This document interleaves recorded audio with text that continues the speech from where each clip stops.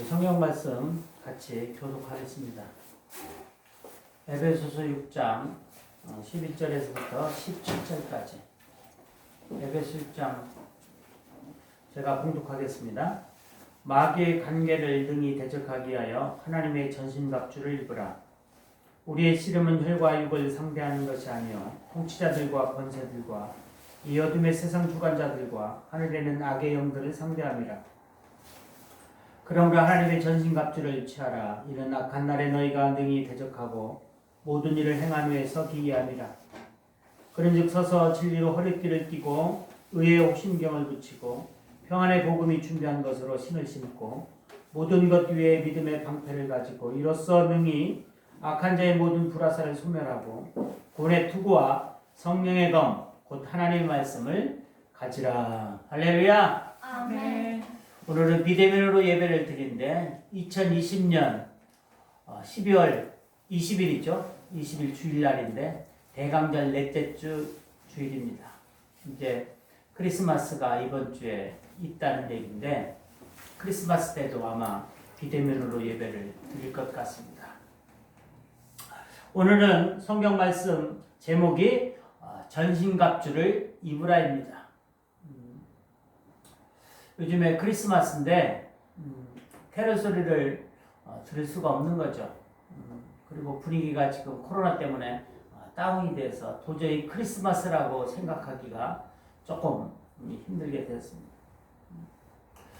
우리 어린이들도 크리스마스 캐롤이 무언가를 잘 모르는, 캐롤 알아 몰라? 캐롤 뭔가 알아 몰라? 알아요?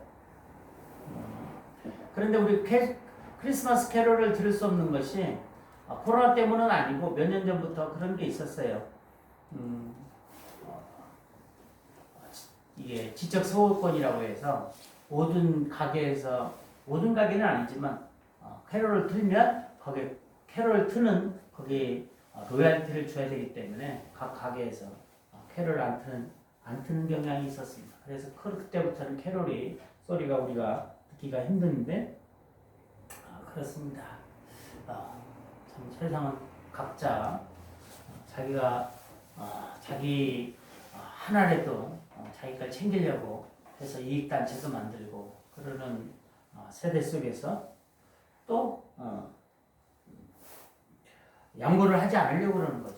직장에서도 자기가 다른 사람의 일을 좀 도와주면 그런 게 있더라고 보니까 다른 사람의 일을 좀 도와주면 그 일이 자기 일이 되어서 오히려 당연한 것으로 받아들이고 처음에는 고마워하다가 그 다음에 안 해주면 왜 안 해주냐고 그래서 자기 일이 되어버리기 때문에 처음부터 아예 도와줄 생각을 안 하고 양보를 안 하더라고 보니까 이런 것이 이제 요즘 우리의 기본적인 생활 패턴인 것 같습니다. 그런데 또 영적으로는 또 우리가 많은 것을 지금 양보하고 있잖아요. 예배드릴 때 우리가 신앙생활하는 것도 많이 양보해 가는 것 같아요. 뭘 양보해 가냐면 물질적인 것은 죽어도 양보 안 하면서 영적인 것은 조금씩 양보해 가는 것 같아요. 우리가 이 비대면 예배 드리는 것도 나는 코로나를 걸리는 것은 괜찮은데 다른 사람의 코로나를 걸리면 안 되기 때문에 내가 양보하는 차원에서 우리가 비대면으로 예배를 드리는 거잖아요. 이렇게 이제 우리가 신앙생활에서는 양보를 하고 있습니다. 잘하는 거죠. 그러나 한편으로 생각해 보면 그런 게 있잖아요. 어떤 나그네가 여행을 합니다. 사막을 여행을 합니다. 낙타를 타고 여행을 합니다. 여행을 하다가 밤이 깊어서 이제 저녁에 해가 져서 텐트를 치고 주인은 안에 텐트 안에서 자게 되고 낙타는 밖에서 자게 되는 거죠. 그런데 밤이 깊어지고 이제 바람이 불고 날씨가 기온이 낮아지니까 밖에서 이 낙타가 춥다고 울고 있습니다.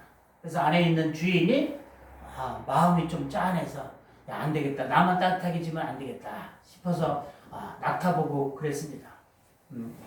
발 하나만 텐트 안으로 집어넣어라. 그러니까 그래서 낙타가 발 하나를 텐트 안으로 집어넣었거든요.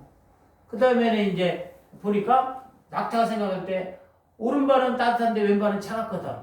그러니까 나중에는 왼발도 집어넣고 또 앞다리를 집어넣으니까 뒷다리도 또 추우니까 뒷다리도 집어넣고 또 뒷다리에도 내 주인이 양보를 하니까 또 낙타가 나중에는 궁뎅이까지 집어넣고 이쯤 되고 하면 좀 아차 싶었을 때는 또 낙타가 몸까지 들어와서 주인을 내쫓는 경우가 있다는 얘기를 우리가 알잖아요.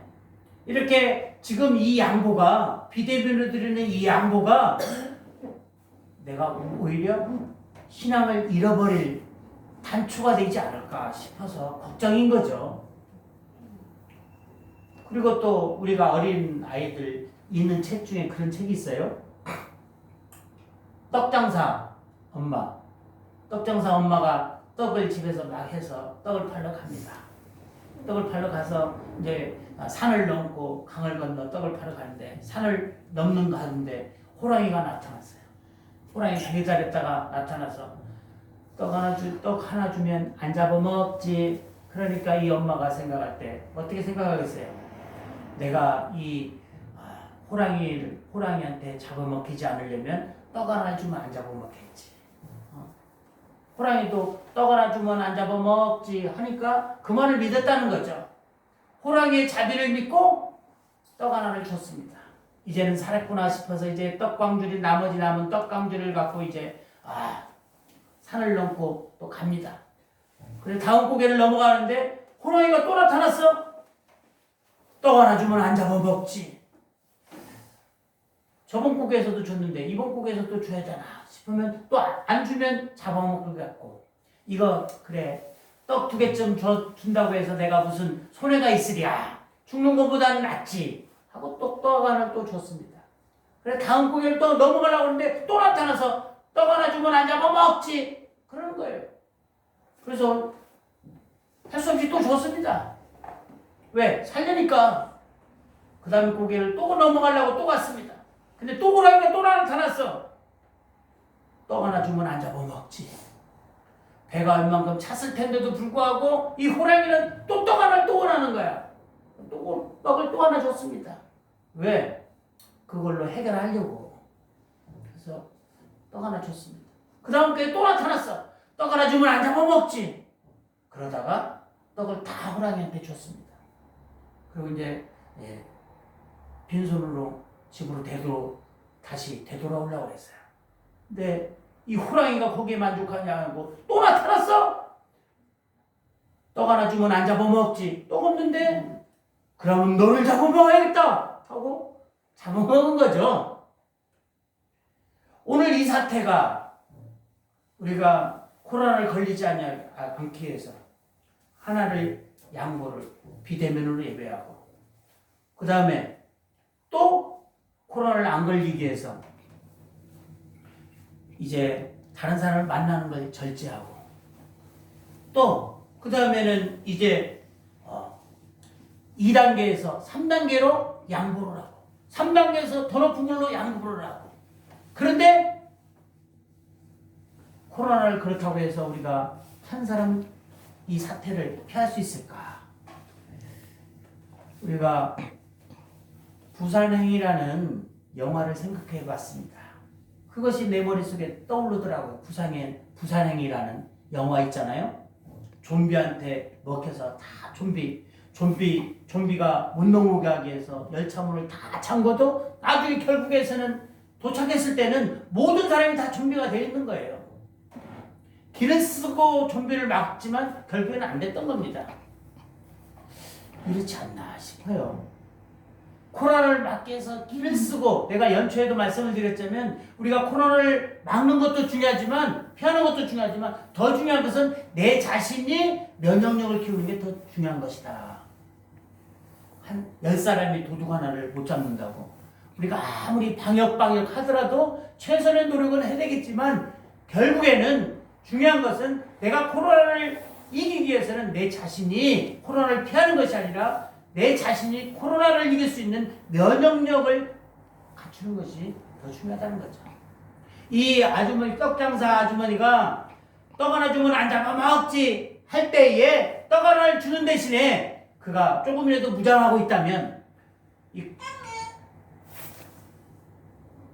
힘이 없을 때에 그래도 이길 가능성이 있잖아요. 그때 처음부터 호랑이하고 싸울 생각이 있었다면 아마도 죽지 않았을 수도 있었을 겁니다.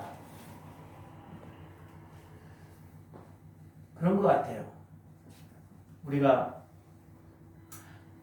이 아주머니가 조금이라도 무장을 하고 있었다면, 호랑이와 싸울 생각이 있었다면, 탈변할 생각을 안 하고 싸울 생각을 했었다면 호랑이한테 죽지 않을 수도 있었겠다 싶은 생각이죠. 우리 코로나 사태에서 그런 의미에서 우리가 코로나를 피하는 것보다 더 중요한 것은 내 자신이 면역력을 키우는 것이 더 중요합니다. 이 사태 속에서 이 사태가 끝나면 우리가 신앙생활 좀 해야지. 이 사태가 코로나가 없어지면 우리가 이제 정상적으로 예배를 드려야지. 이제 조금 있으면 코로나 백신이 나오면 되겠지 하는 마음에서 지금 자꾸만 내 자신의 신앙생활을 양보하다 보면 떡을 안 주면 안 잡아먹지 하다 결국에는 잡아먹은 그 떡장사 아주머니가 되지 않았나 하는 염려가 있습니다.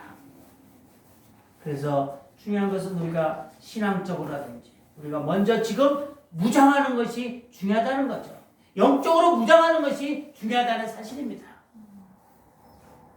선교사들이요, 가장 어려운 것이 한국에 있을 때는 자동적으로 신앙생활이 된다는 거죠. 자기 마음만 있으면 신앙생활이 된다는 겁니다. 왜? 주일날이면 예배당에 가죠.